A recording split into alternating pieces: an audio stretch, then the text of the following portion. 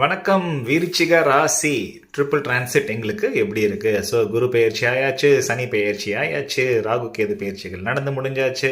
இந்த வருஷத்துக்கான 3 முக்கியமான பெயர்ச்சிகள் நடந்து முடிஞ்சாச்சு. ஸோ இப்போ எல்லா ராசிக்குமே ஒரு வாஷிங் மிஷின்லேருந்து போட்டு எடுத்து கொஞ்சம் அப்படி உணர்த்துன மாதிரி கொஞ்சம் நமக்கு டைமு எல்லாருக்குமே செட்டில் ஆயிருக்கு. அப்போ அந்த பட்சத்தில் நேச்சுரல் 8,000 விருச்சிக ராசிக்காரங்க எங்களுக்கு எப்படிங்க இருக்கும் சொல்லுங்கள் அப்படின்னா, இப்போ உங்களுக்கு ராகு வந்து 4லையும், சனி 5லையும், குரு 8ஆம் பாவத்திலையும், கேத்து இப்போது 10லையும் இருக்காங்க. ஸோ 4 கேத்து ராகு கேது ஆக்சஸ் நம்ம ஆல்ரெடி பேசிட்டோம்.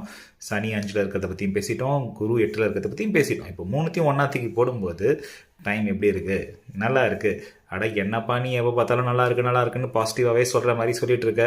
ஆனால் எங்களுக்கு அந்த மாதிரி நடக்கிற மாதிரி இல்லைன்னா ஆக்சுவலாக உண்மையாகவே பாசிட்டிவாக தான் இருக்குது. நீங்கள் அதை கரெக்டாக விருச்சிக ராசி நிறைய இன்ட்யூஷன் இருக்கும்.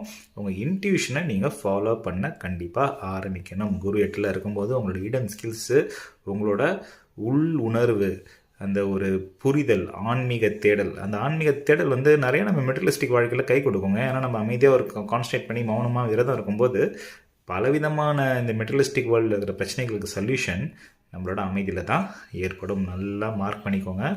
தியானம், மௌனம், அமைதி, இது 3ம் இந்த ஒரு வருஷம் எக்ஸலண்ட்டாக ஒர்க் ஆகும். கண்டிப்பாக நீங்கள் இதை ட்ரை பண்ணுங்கள். உங்களுக்கு ஏதாவது பிரச்சனைன்னும் போது 5 நிமிஷம் அமைதியாக யாருடையும் பேசாமல் கொஞ்சம் மௌனமாக உட்காந்து பாருங்கள். அந்த ப்ராப்ளம் எந்த ப்ராப்ளம் இருந்தாலும் அதுக்கான சொல்யூஷன் குரு பகவான் உங்களுக்கு 8லேருந்து அருள் புரிவார். ஸோ இப்போ சில பேருக்கு நலம், வீடு, வாசல், மனை, அப்பார்ட்மெண்ட் இந்த மாதிரி வாங்கணும்னு ஆசைப்பட்டாங்க. கடைசி 2 வருஷமாக நடக்கலை, 3 வருஷமாக நடக்கலை. சில பேருக்கு கடைசி 7 வருஷமாக நடக்கலை. இப்போது நடக்கும். குரு பகவானோட பரிபூர்ண ஆசீர்வாதம் உங்களுக்கு இருக்குது. செவ்வாய் ராசி வேறு, 4ல் ராகு. கட்டாயமாக உங்களுக்கு ஆசையே இல்லைன்னா கூட அந்த ஆசை வந்து ஒரு வீடோ ஒரு நிலமோ வாங்கிறதுக்கான வாய்ப்புகள் ரொம்ப ஜாஸ்தி. அந்த மாதிரி செலவு வந்ததுன்னா அதை செஞ்சு பண்ணுங்கள். எஸ்பெஷலி பார்த்து இன்வெஸ்ட் பண்ணுங்கள். அவசரப்பட்டு காசு போடாமல் கொஞ்சம் யோசிச்சு, ஆனால் காசு இருந்ததுன்னா நிலத்தில் தூக்கி தாராளமாக இன்வெஸ்ட்மெண்ட் பண்ணலாம். குழந்தைங்க கூட, இல்லை அப்பா ஸ்தானத்தில் இருக்கிறவங்க கூட, அப்பா வழி உறவுங்க கூட கொஞ்சம் கேர்ஃபுல்லாக பார்த்து பழகணும், பேசணும். நம்ம அவங்களுக்கு மரியாதை கொடுக்கணும். என் புள்ள, என் பொண்ணுன்ட்டு இஷ்டத்துக்கு பேசுறது, இல்லை எங்கள் அப்பா அப்படின்ட்டு இஷ்டத்துக்கு பேசுறது நமக்கு பேச்சு தான் பிரச்சனை. கொஞ்சம் நம்ம அதை கேர்ஃபுல்லாக பேசணும்.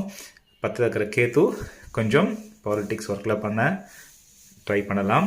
பட் எல்லாத்தையும் தாண்டி